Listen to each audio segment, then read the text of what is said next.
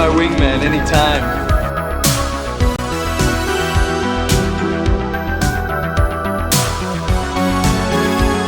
I am the greatest swordsman that ever lived. I'm your huckleberry.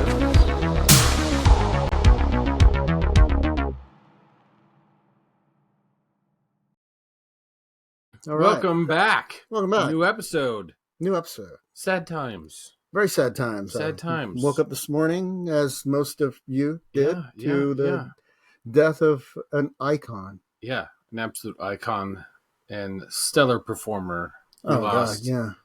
the late, great Val Kilmer today, which is terribly unfortunate. Boy, did he give us he did. Great performances while he was with us. He did some top movies like Top Secret, Top Gun, Top Yes. Gun Maverick.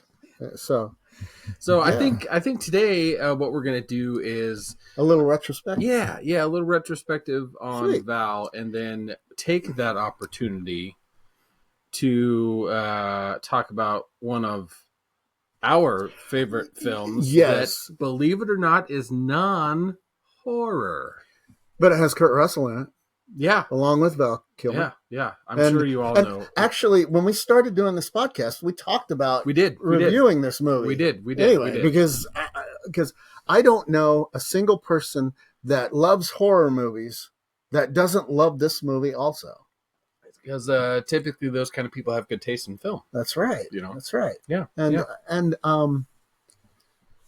I just want to say right now, nobody's going to say the lines of Val Kilmer from that movie. No. Because everyone says it. Yeah. And I'm sure there's going to be all kinds of podcasts about Val Kilmer right now. And everyone's going to be like, I'll be a huckleberry. Yeah. Let's not beat a dead horse. We're not going to sit here and quote Doc Holliday or any other things because we don't want to be that cliche. We just want to talk about how much we enjoy Val's acting performances and then some of the films he's been in. Right. So, Here we go. 3, 2, 1, go. So, Val Caught him Kilmer, off guard. I'm pretty sure the first film I saw Val in was Top Gun as a pretty young kid, which arguably, I mean, not the Top Gun's like a horrible film for children, but it's probably should have been a little bit older. There's, a whole sex scene in there and, but whatever. But that's the first time I remember seeing Val Kilmer was Top Gun. And I thought, just along with everybody else, that Top Gun was like the epitome of fucking cool.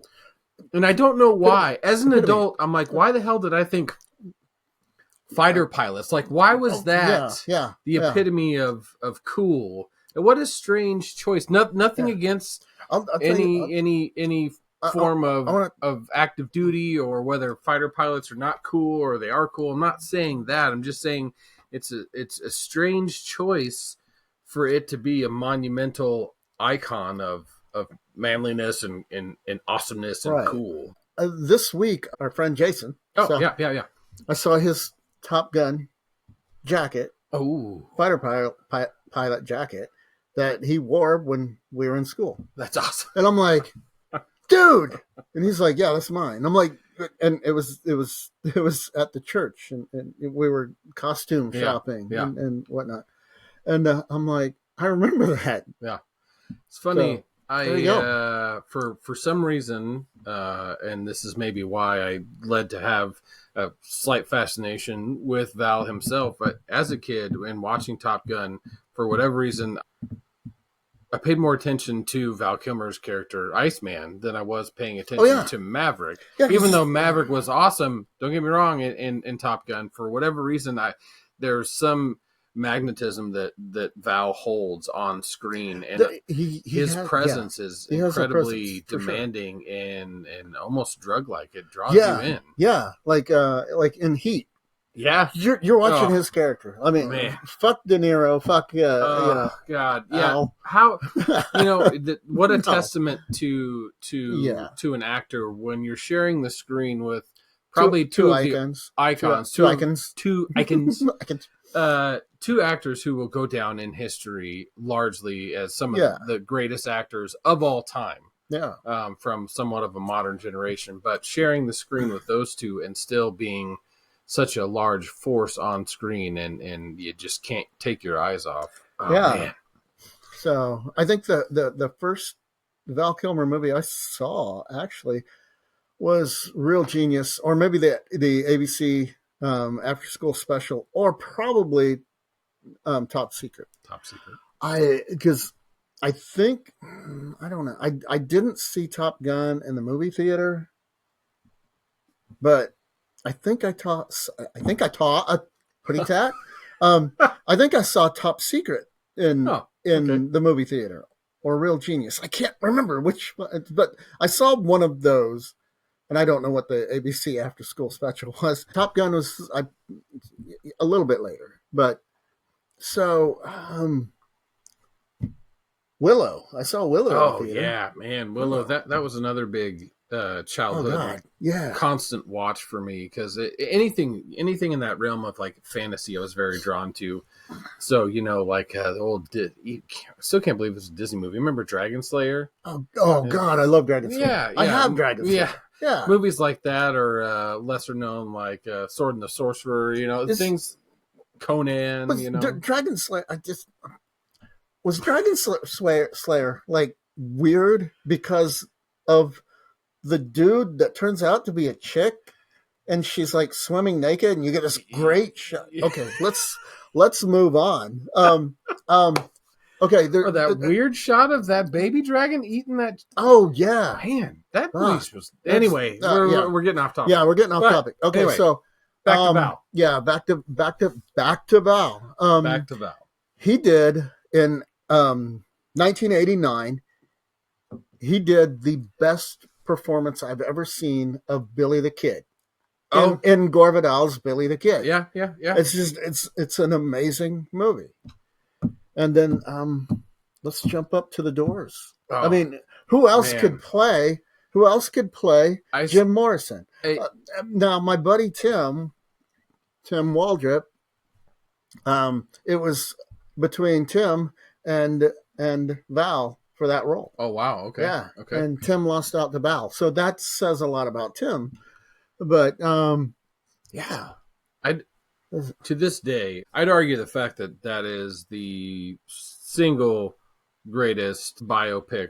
Oh God, yes. Portrayal. I mean, there's a lot of great ones out there, and even recently with the Queen film and Rami Malek playing Eddie Mercury, and then we recently had Austin Butler as Elvis. So we've had some really great recent ones, but over all time, Val Kilmer as Jim Morrison, you really couldn't tell a difference. Yeah, it was uncanny. It was uncanny.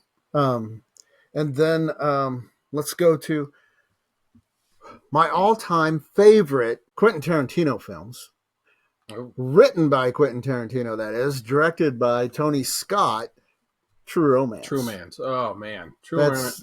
It's a great film. Such a good movie. And I don't think that's got quite a massive cult following nowadays. It does. Back when that came out, I don't think it was. It was under the radar. Yeah. And I don't remember the first time I saw it. I don't remember if I saw it in the theater, if I rented it. Yeah. Back when you had to go to a video store to rent movies, you rent DVDs. You rent VHS, DVDs, whatever. There you go, Gen Z. I miss renting videos. Let's skip over. Let's skip over the Western here real quick. And he did a Western? Yes, he did a Western. Yes, he did. Let's go to Batman Forever. I mean, honestly, we have to go there. And honestly, listen. He's a good Bruce Wayne. Yeah, there you go. And I mean, he's a good Batman too. Yeah. Except for that one shot where he smiles. Yeah, but anyway. That back in the day, all the up until even the Christian Bale and even those ones, there's so many problems with the cowl and everything, and every single actor, if you listen to or watch their interviews, will talk about how hard it is to perform. Oh yeah, not only under a mask or a suit, but also just how stiff you end up having to be. Oh yeah, so you're fighting against all that. And it almost renders you powerless to give any type of performance. Right. You can't move. You can't see your face. So what do you know? Yeah. Like, I played a phantom in a film once, and I was only known as Phantom, and I had so much prosthetics on my face, that foam latex, that to get any kind of emotion out of facial, movement, I had to really accentuate my, anyway. So there you go. And of all the other, I mean, there's worse. Gosh, should we? We could do a whole segment on Heat. No, we could. We could, because he. Yeah. Damn. He's so probably, good. He's so good. He's so great in that movie. The movie overall is just one of the greatest crime dramas. Yeah. And the fact in that history that it's a remake. Yes. There you go, Gen Z. But Val Kilmer in that movie also. Val has such a wonderful way of. It doesn't matter whether he's the leading man in the film or he is a supporting character. Right. He is always stealing every scene he's in. I think he held his own against Marlon Brando. Oh, I think so. I mean, arguably at that point, Brando had lost his fucking marbles. Yeah. in Island of Dr. Moreau, and what a massive just shit show that was. What's the name of that documentary? Ghost in the Darkness? No. About Island of Dr. Moreau. Lost Souls? Yes. Is that it? Lost Souls. Yes. If you'd like to know the full story God. of the Island of Dr. Moreau and what ended up happening with that troubled production, that is something that you should go check out and watch. Yeah. It's just, there's times where the making of a movie is better than the movie. 100%. And I love the Island of Dr. Moreau, but Lost Souls is like, oh my gosh. Island of Dr. Moreau is one of those. I don't know if I want to call it a guilty pleasure, but like for whatever reason, I return to it every now and again just to watch the trash fire. Yeah. It's just it's so bizarre. Ron Perlman's in it. Yeah.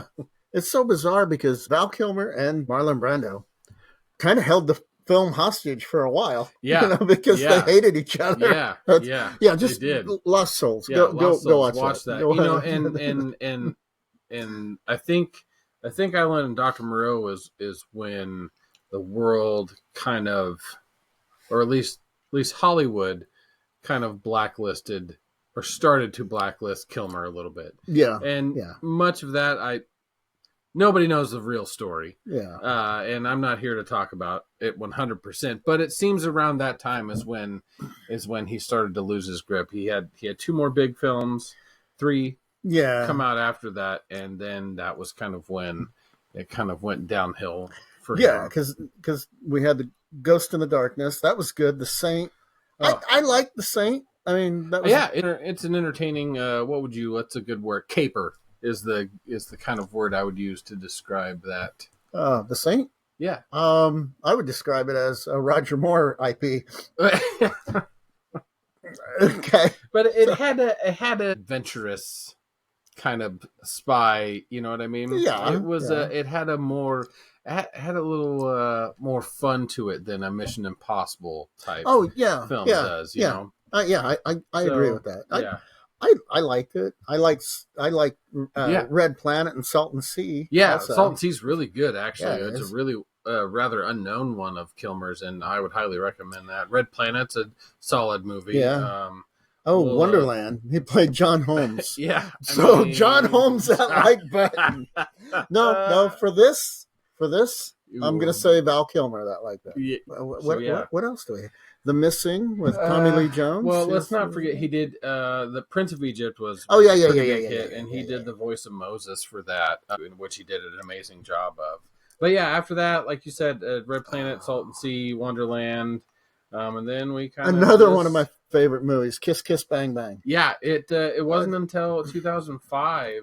Yeah, it'd been a couple years till he hit something that was really, I think, Yeah, fantastic. yeah, I yeah. love Kiss Kiss Bang Bang. Yeah, it's like that was his comeback. I would say a little bit. Yeah, he kind of has this. He kind of in and out Right, for a while, and gets lower roles. But not that we're not here to downplay any of his roles or anything like that. Yeah, and if you like Lonesome Dove, he was in Comanche Moon, which was a Lonesome Dove sequel. Yeah. No, it was a prequel. Sorry, Prequel. Yeah. Oh, we forgot Thunderheart. Yeah, we did back in the 90s. Yeah, did. Shit, that's a good movie too. Holy shit, man! It's one of those ones that kind of gets lost in the mix. But It does. really I like mean, that one. he did a voiceover. He was the voice of Kit. Oh, that's right. That's true. And Knight That's Rider. right. I'm sorry. He did two voices. Yeah, he did two voices. Yeah, he did the voice of Kit in Knight Rider redo. But yeah, redo. The redo. Bad Lieutenant. Redo. I like that movie actually. He had a small role in Kill the Irishman. Yeah. One I do want to touch on is a David Mamet film called Spartan, and I think it's a rather unknown film for a lot of people out there, and I highly recommend. Oh yeah, Spartan. Definitely. It is I don't want to say political thriller, but it kind of is in the fact that basically it's a president's daughter gets kidnapped, and he's a special agent and goes after them, and blah blah blah. Sounds boring on paper, but fantastic film, fantastic acting. The Spartan, check it out. The one movie that he did, I just want to touch upon this. That my hat's off to him because he read the script and said, "Yeah, I'll do this." MacGruber. Yeah. Which I hadn't seen until recently. Oh, really? Yeah. Oh, okay. Because my nephew, my nephew loves that movie, and he's like, "Have you ever seen MacGruber?" I'm like, "No." So, yeah. The Celery, was it Celery? Yeah. Seven Below, which has as my good friend Sylvia Wolf-Bush in it. There you go. It's not amazing, but he did a little movie later on called The Super. This was back in like 2017, and he had some prosthetics on to be kind of creepy. But Robert Kurtzman did the makeup for that. So. Friend of the channel. So storied career. He's done a lot of things. Yeah. Of course, he went off and did his Mark Twain there for a while. Yes. I actually saw the original. Hal Holbrook. Yeah. Mark Okay. Twain. Yeah. So he did that, and then a little bit more work, and then of course he was hit with the awful throat cancer, which I think eventually, I'm not sure if they released a cause of death, but I'm sure that played a major role. It was pneumonia. Pneumonia. Yeah, okay, well, it was pneumonia. He's been sick. When someone that has been battling things for quite some time, horrible thing. Which leads us to before we move on to talk about the movie. We skipped over Ghost in the Darkness. There's a reason for that. We'll get to that later. Yeah, we'll get to that. Maybe in another episode. Yeah. But there is one film I do want to talk about, and that is just titled Val, and it is a documentary. Oh, yes. You can catch it on Amazon Prime, and it is amazing. It is. Fantastic. And it was shot by Val Kilmer. Yeah, literally. Basically the whole thing was shot by Val because he had a video camera. Recorded his whole career, and he's basically recorded his life, not his whole life obviously, but his all sorts of stuff from his career and home life and stuff, and the documentary goes into all that. And a really cool thing is, because of his throat cancer, I mean, he talks a little bit in the movie, but he really can't, so his son did the voiceover for the documentary, right? And it sounds just like him. It's crazy. It's crazy. It's crazy. Anyway, go check it out. All right. Now to Tombstone. Yes. Let's talk about Tombstone. Yeah. Directed by George P. Cosmatos. Well, kind of.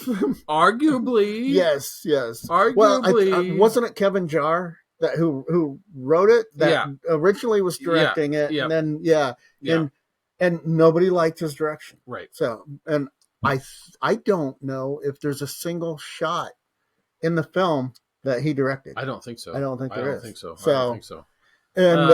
But I think, if you listen to Val Kilmer Yes. talk about who really directed it, Mm-hmm. the guy who held it together was Robert Joseph McCready.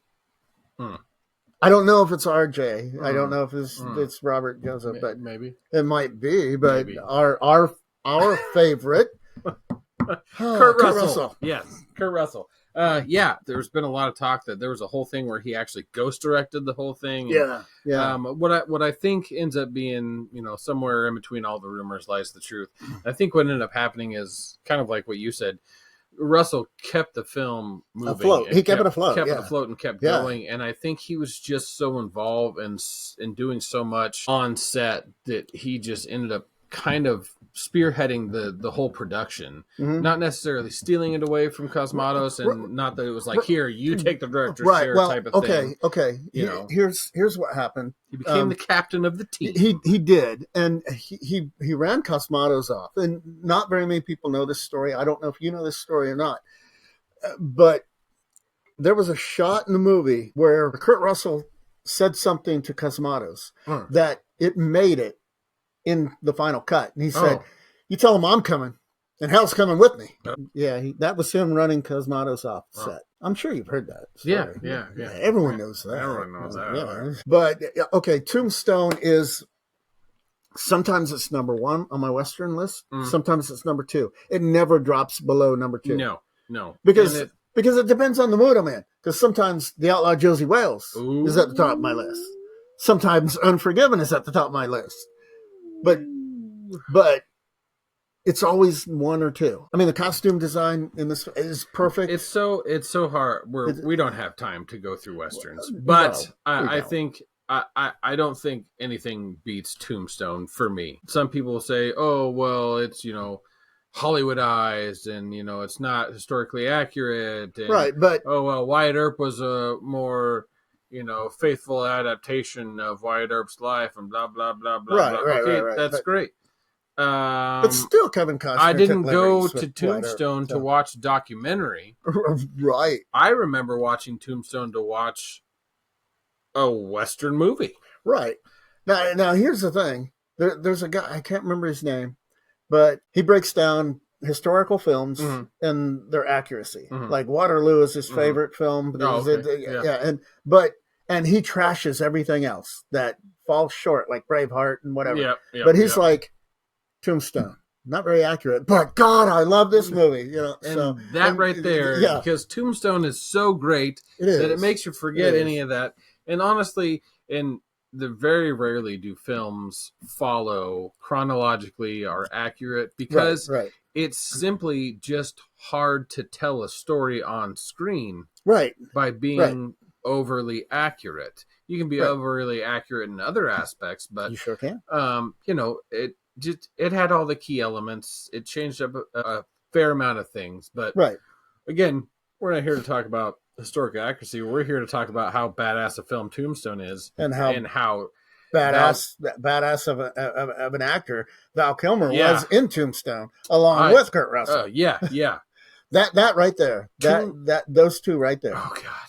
And you throw Sam Elliott in, Bill Paxton, and Bill Paxton, just game over, man. Dude, very rarely is there a film where all of the leads and supporting actors I absolutely just am in love with. And this is one of those movies. This is one of those movies. Yeah. Kurt Russell, Val Kilmer, Sam Elliott, Bill Paxton, Powers Booth. Oh, God, yes. And I think we're forgetting about our buddy. Thomas Hayden Church. Oh. I mean, Hicks. Michael Biehn. Michael Biehn. Yeah. Yes. Who... sadly, the story is that he was the only one that couldn't grow a mustache properly out of the crew. No. It was the what's his name from 90210. He couldn't grow one either. Oh, okay. Well, I'm sorry, buddy. Anyway, Michael Rooker. Oh, yes. Stephen Lang. Yes. Who played Ike. and drunk all the time, apparently, according to stories. Yeah. He was with the reason he looks and acts so drunk is because he was shit-tarded hammered. Shit-tard. The production or good portions of it. And that the costume designer on the picture was Texas Jack. He was good too. I mean, everyone in this movie, their acting was top notch. It's insane how good. We can't forget about Billy Bob Thornton. Oh my gosh, yeah. Which might be, we'll get to Val Kilmer. His scene with Wyatt, Kurt Russell, skin that smoke away. I can't see what happens. Yeah, that might be my favorite Wyatt Earp scene. Oh my god, yes, I love that scene. Kurt Russell is so. You're gonna do something. Stand there and bleed. Yeah, stand there and bleed, man. It's so great. There's so many. Promise you, we're not going to do one-liners, but it's hard not to. But there are so many good lines in this film. Here's the thing: if you haven't seen the uncut version, seek it out, watch it, because Val Kilmer has a monologue while Wyatt's brothers are being shot. Well, that thunderstorm is going on. He's in his room and he has this fucking Shakespearean monologue that's just. I wonder if that will be. There's a 4K. Oh yeah, being released. It might Tombstone be on that here soon. So I hope they release that. Yeah, gosh, it's so hard. We're gonna jump all over the place because we don't ADD. script anything. No, we don't script anything. You kidding me? Where's the fun in that? Fun in that? We just like to talk about shit. That's right. Which is why we forget things. That's right. Anyway, Tombstone. Let's as you were just mentioning, let's talk about that sequence, or specifically one of the deaths in cinema that hit me and has stuck with me when Bill Paxton dies. Oh God, yeah, man! Every time Bill Paxton dies is really bad. Yeah, actually. but anyway, I mean, this like, hey, Wyatt, remember when I said you see a light? I don't see anything. Just that whole sequence is just absolutely amazing filmmaking. Yeah. The way it's shot, this whole build up. Something's coming. You're not sure, unless and even they switch around historical death wise and stuff. Too, right. You're not sure what's going to happen. Yeah, and then he gets shot. A couple of Earp brothers too. Oh yeah. And time wise, yeah. Anyway, doesn't matter. And that and I think the worst part is how incredibly bloody his death scene is compared to the rest of the film, which is wonderful because they don't utilize gore because you don't need to in a film like this. But that impact and that scene has always was just like the impact of the bullet in his back. Yeah, there's so many scenes to talk about. There are. The shootout at the OK Corral, amazing, fantastic. Everybody knows that whole sequence happened in seconds. Yeah, 30 in real life. 30 seconds. But still, they played it out really wonderfully in the film. As far as Western shootout goes, definitely one of my favorites. Oh yeah. Definitely one of my favorites. Not 100% accurate, but it doesn't have to be. I mean, Wyatt's carrying a Buntline special. Did he own that? Possibly, probably. Would he have taken it to the OK Corral? Fuck no. Fuck no. No. Things I didn't notice until watching the film as I was older. In the movie, it's almost as, since we're talking about Val, it's almost as if Doc Holliday entices the kickoff. Oh, he does. Winking at Thomas Hayden Church. Yeah, that did it. Yeah, and I love that. I love that's the character. And here's the thing: just those two close-ups, Kilmer winking, and the expression on Thomas Hayden Church's face change. You know it, and then you get Wyatt Earp going, "Oh my god!" Yeah, and Sam Elliott, and they know it's going to happen. Yeah. It's almost they somehow make you feel the electricity that would have been in the air in that moment. And as you're watching it, it's very intense and just beautifully shot and acted. And they were going down there to disarm him. That was it. I want to talk about... Me too. Doesn't matter something that probably doesn't really ever get mentioned when talking about Tombstone, the makeup. How well applied it is to Doc Holliday, since we're talking about Val Kilmer. and how sickly they make him look. Yeah. And I'm sure a lot of it is him and his physicality and stuff too. But for whatever reason, the makeup they applied is amazing, and you believe that he is constantly sick. He's sick. A Tale of Two Docs. Maybe we should do a documentary on Val Kilmer versus Dennis Quaid. Ooh, Because I thought Dennis Quaid gave a hell of a performance too. Dennis, Wyatt Earp's a good film. It is. I love Wyatt Earp. I like Tombstone better. Film. I do like Tombstone better. But there's nothing wrong with Wyatt Earp, and Dennis Quaid. But Wyatt Earp's long. It is a long film. But for me, he doesn't hold a candle to Val Kilmer. Personal opinion, I think Val Kilmer as Doc Holliday is one of the greatest screen characters portrayals of all time. In Vino Veritas. Yeah. I learned all my Latin from that movie. Do you this is impossible. Do you have a favorite Doc Holliday scene? Oh God. Because aside from the monologue that's not in the theatrical cut. I do own the extended cut.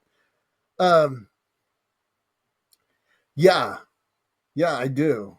Oh God, no, I don't. I mean, I'm thinking of at the end of the film when he takes out Johnny Ringo, but then I'm like, no, well, when he's standing there, and he's Johnny Ringo's Huckleberry, because Johnny Ringo's like ready to kill everybody, and I'm like, so, and then we got when he takes out Frank Stallone. I mean, that's cool too. He's doing the thing from, there's been a lot of videos lately of people watching Tombstone for the first time.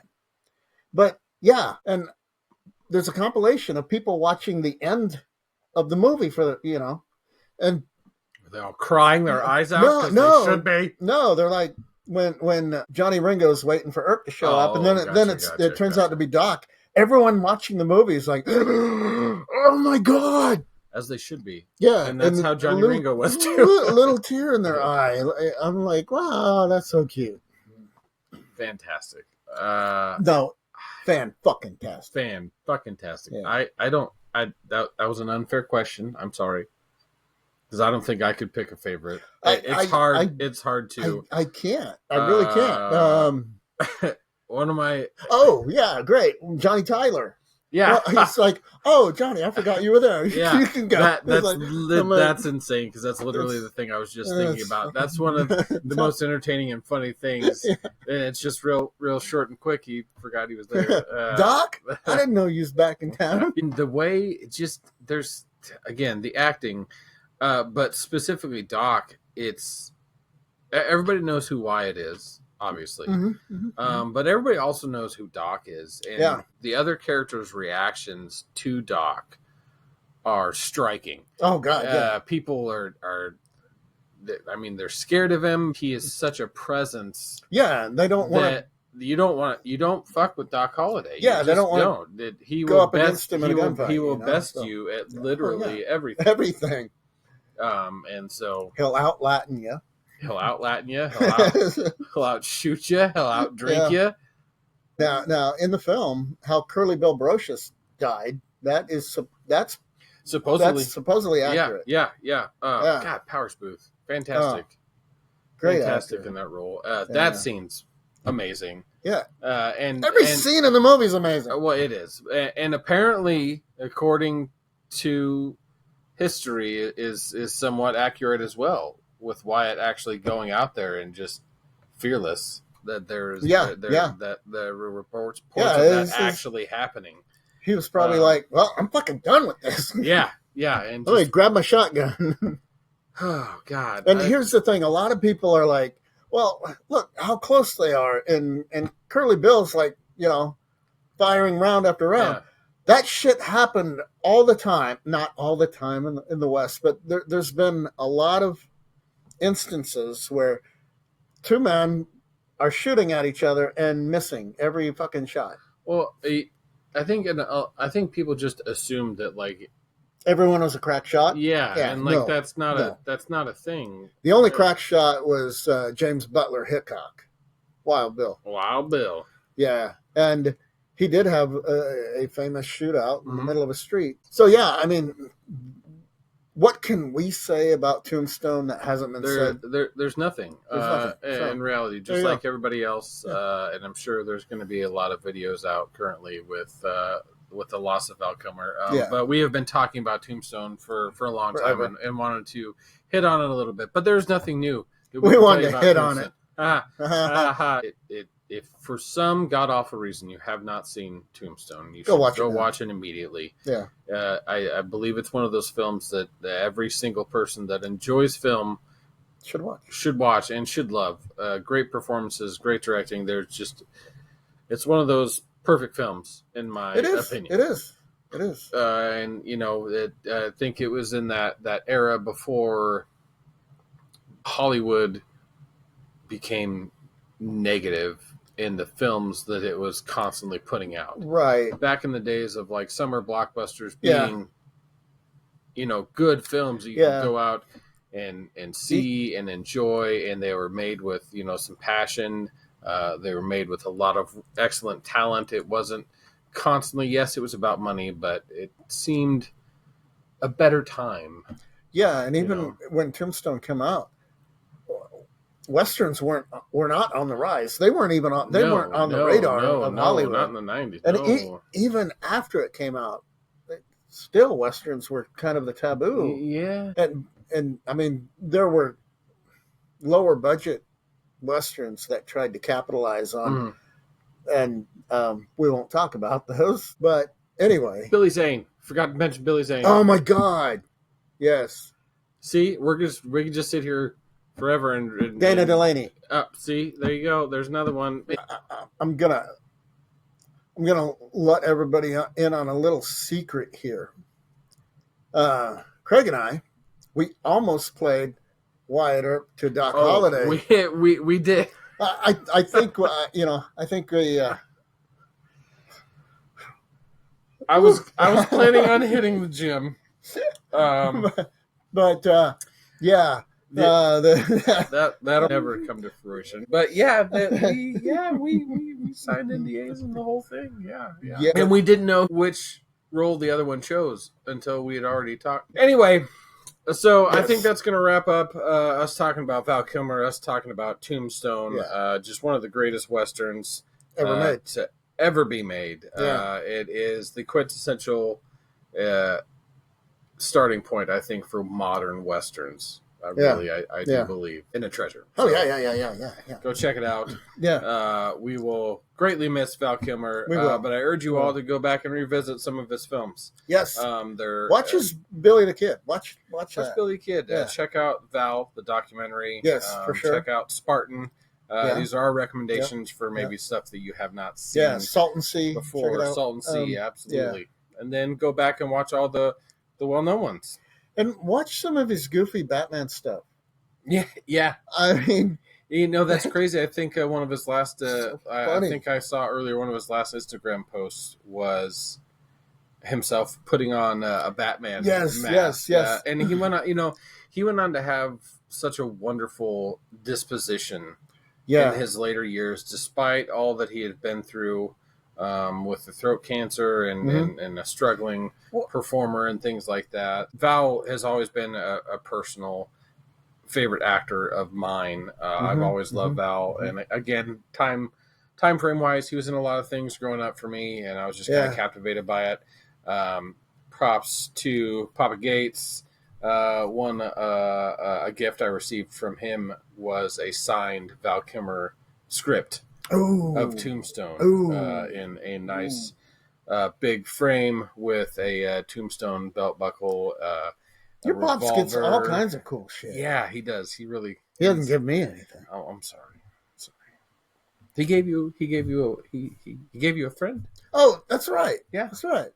Yeah, and he shot me. He's our cameraman. He is. He is part of the Macabre crew. He is part of the Macabre crew. Yes, it's unfortunate that our big video that we did with him was taken down because of copyright laws for no reason. it was copyright infringement, even though we didn't have any.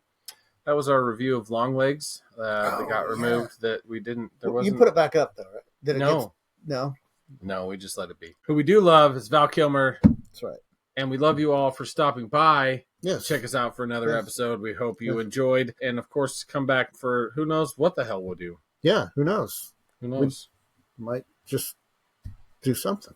But instead of John Holmesing that like button this time, you said Val Kilmer it. Like Val Kilmer as John Holmes. I don't know. I'm going to go jerk off to the volleyball scene in Top Gun. Yeah, he probably will. Yeah. There's no noble life, White. It's just life. Get on with it.